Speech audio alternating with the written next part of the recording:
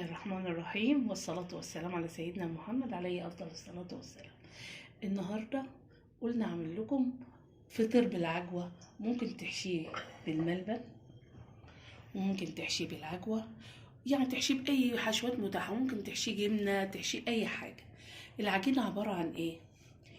كوباية زيت ونصها زبدة، لأن أنا عاملة كيلو ونص دقيق، يبقى عبارة عن كوباية زيت ونص زبدة ونص كوباية زبدة، كوباية لبن وأزود بمية لو احتجت، بودر وخميرة، ملح، سمسم، شمر وينسون، معلقة خل. وهنبدأ ونقول بسم الله توكلنا على الله. هنحط الأول ملح، هنحط الخميرة والبودر، انا نسيت كمان معلقه السكر، هحط كمان معلقه سكر. هحط الزيت وهحط الزبده، تبقى بدرجه حراره المطبخ.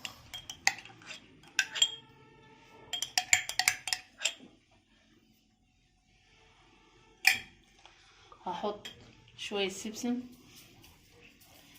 وهسيب الباقي على الوش. هحط شمر وينسون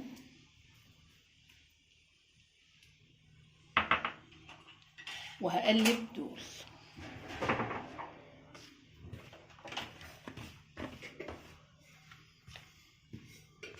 ممكن ابسهم بين ايديا شويه عشان ادوب ايه الزبده، ودول شويه سكر.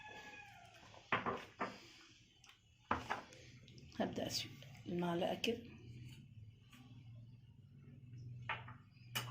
وادوب، ابس كده عشان ادوب الزبده،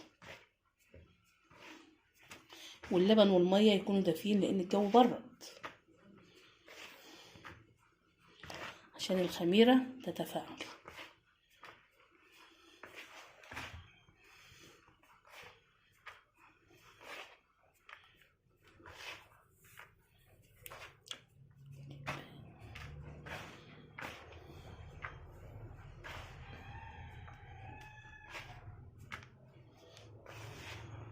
ابس كويس، سهله جدا. وبعد هبدأ احط اللبن واعجن وهسيبها تتعجن. هعجنها وهوريها لكم بعد ما اعجنها واسيبها تخمر. ما تخمر هبدأ اشكلها. عجينة بعد ما خمرت هبدأ احشيها.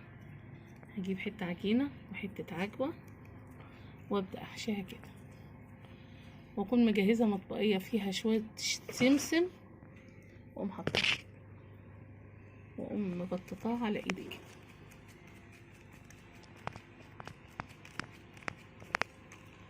العجينة دي بعد ما خمرت اهي جميلة ولينة خالص. هنجيب حتة اقطع منها كرة صغيرة كده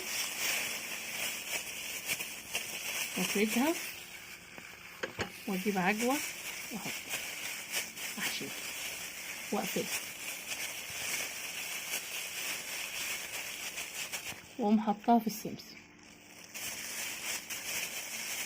واقوم مبططاها بين ايديا كده،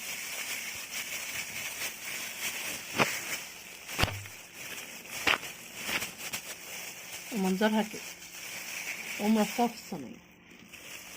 اجيب واحده كمان اعملها بملبن،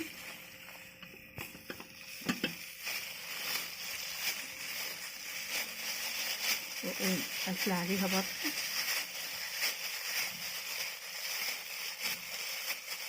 واقوم نازله في السمسم،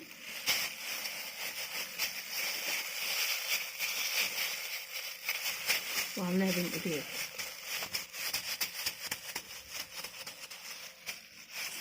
واقوم ارص في الصينيه بحيث ان املى الصينيه اسيبها تخمر ربع ساعه وادخلها الفرن. دي القرص بعد ما طلعت من الفرن، او الفطير اللي بعجوه، طريه وهشه وجميله. يا ريت لو عجبتكم الوصفه ما تنسونيش في اللايك والشير واشتراك القناه.